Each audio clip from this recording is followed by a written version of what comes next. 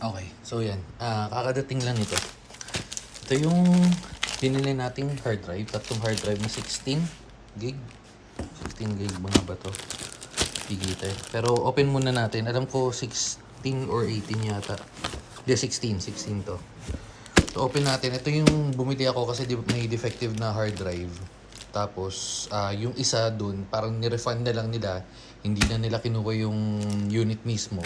So ang nangyari, parang naging credit. And then yung 12 gig, parang bumili lang ako additional na, nagdagdag na lang ako parang $40, $50, 60. Parang ganun, mas less than $100.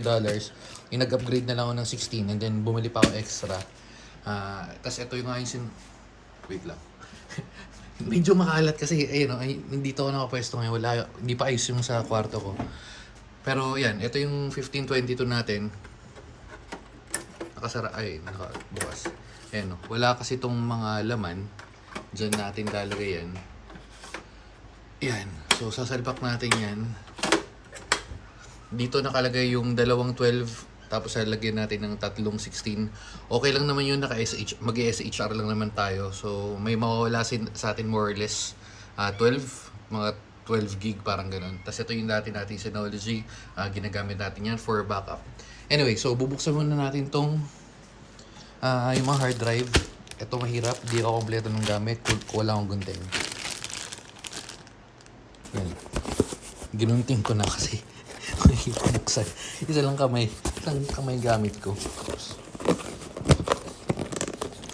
Hirap din na walang pwesto no?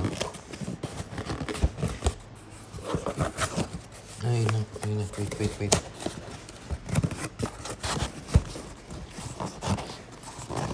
Teka lang. Okay, so yan. Oops, wait lang. May serial number.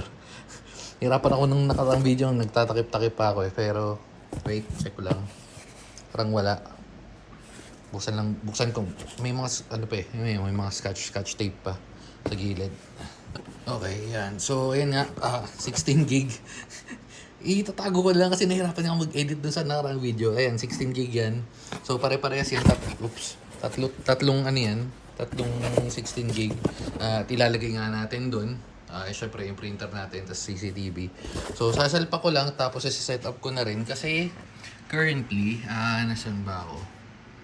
Storage data, storage manager, ayun, nasa 4.1. So, meron pa tayong 10. Pero, dalawa na yung nakalagay dyan, ayan o. So, set up ko lang, dagdag ko lang to, tapos, pakita ko sa inyo. Wait. Shutdown pala muna natin. Close. Yan. So, running tayo ng 32 gig yung RAM natin. So, hindi naman kumakain kahit may Docker. So, goods yan. Shutdown, close. Shutdown. Yes. Okay, ilagay lang natin. Oops. Yun. Okay, so max out na natin yung hard drive. Hindi naman yung pero kumpleto na natin 5 yan. And then, saan na natin? Ang alikabok. Ito kasi yung sa ingay, nagre-renovate, umabot dito yung alikabok. Di naman ganyan karumi dito pagka normal na lang. Okay, so, wait na lang natin mag-boot up, tapos set up na natin.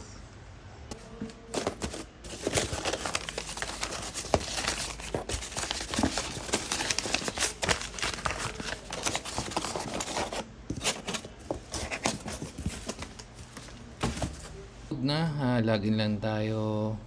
Yes. Ang alam ko medyo matagal mag-rebuild, lalo na pag may laman na. Kasi ayun yung nangyari dun sa isa nating hard drive, yun sa una nating Synology, yun sa 2016 or 2016 basta isa nating Synology, nag-rebuild tayo kasi nagdagdag tayo ng hard drive dun. So, ganun ang detected fire. Okay. Manage drive 5 not in use. Okay. Okay, so nade-detect naman Joke time ko nang kala ko nung babalik tayo ng kaaga-aga Add? Hindi ko sure Add siguro. Yan. Okay, so add lang. So, magkakaroon tayo ng, laki. Talaga? 50.9. Plus yung current pa. So, nasa 56 something tayo. Yes. Or yung total. Yung total yata. Ayun nga, total nga. Add drives magiging 52 something. Okay. All the data, itong titanda, ito kasi lalo din sa mga maglilipat ng files, hindi pwede yung may existing hard drive ka na and then sasalpak mo lang. So, pwede mo i-set up muna yung Synology and then after mo set up, transfer mo and then manual transfer to, hindi mo pwede ilagay kasi nga pag-detect mo iba yung system ng Synology. So, yan. Since wala naman laman yan, bagong hard drive, set up lang natin. And ito na yung magre-rebuild siya. So, ayun o. 16 siya pero lumalabas 14.6. And yung 12 natin, 10.9. Pero ano yan, 12 gig. So, sana. Okay, so nag-allocate lang. Di natin alam kung gaano to katagal. So, ito yung adding drives.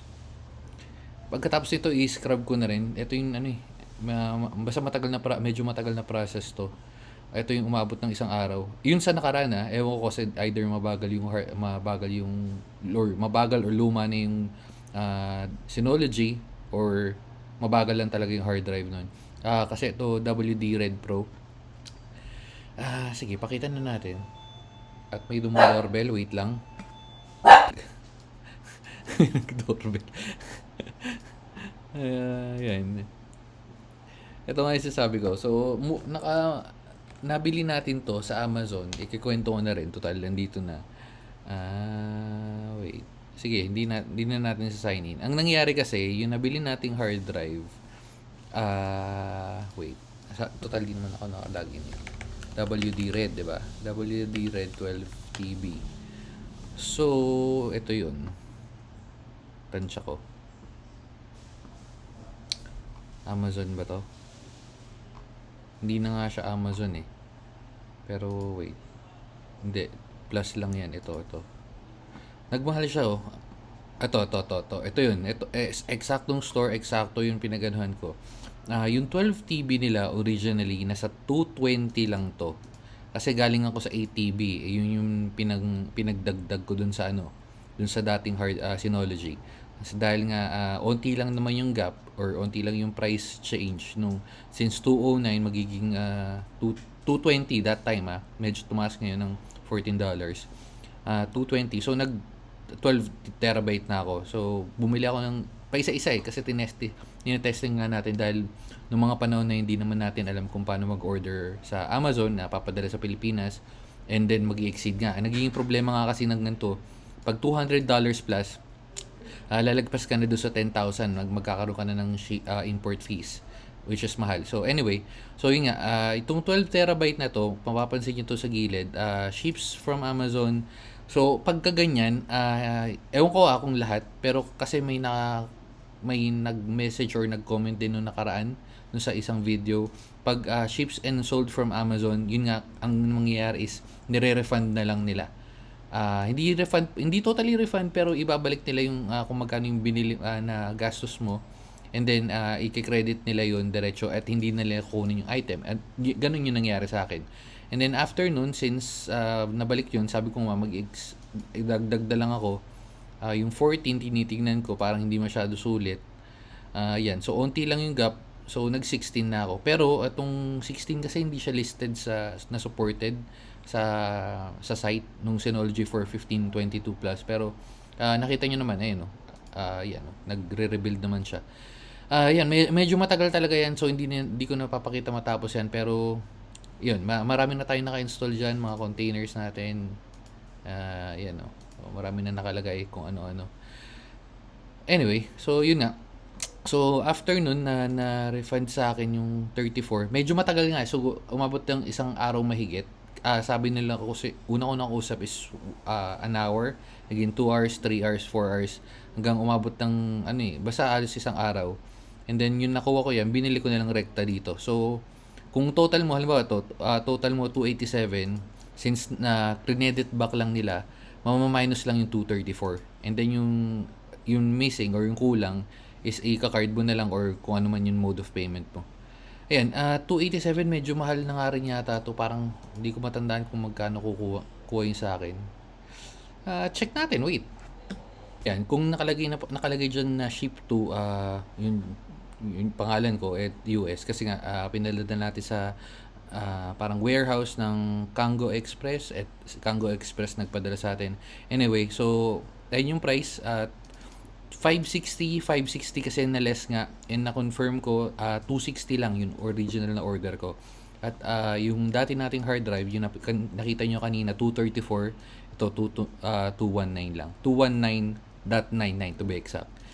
Ayun, so yun lang siguro, pinakita ko lang din to sa mga order. Mas mura talaga kasi pagka dito sa Pilipinas, parang itong 12 tera na to, wait, labas tayo calculator. Sabihin na natin 53 ang palitan ngayon. 219.99 times 53 is nasa, sabi mo ng 12,000. Pero yung WD Red Pro, WD Red Pro mag-iba yung WD Red tsaka WD Red Plus. Yun umaabot ng parang 20 plus something plus shipping. So approximately 21. Pero again, depende pa rin sa store. May nakita akong siguro mga 18, 19 pero very rare. Kaya ayun, although ang medyo sugal to kasi nga pagka pumalpak medyo pahirapan yung pagbalik. Ayun, ito yung Synology natin na bili. So yan. Anyway, so yun lang, dito na natin tatapusin. Pinakita ko lang naman, so max out na yung Synology natin. So sana walang mag-fail dahil magiging matagal na proseso na naman yung pagbalik at pag-refund. Anyway, so may knowledge na naman tayo doon, so medyo mas madali unlike before wala. Ayun lang, sige na. Bye-bye. Babu.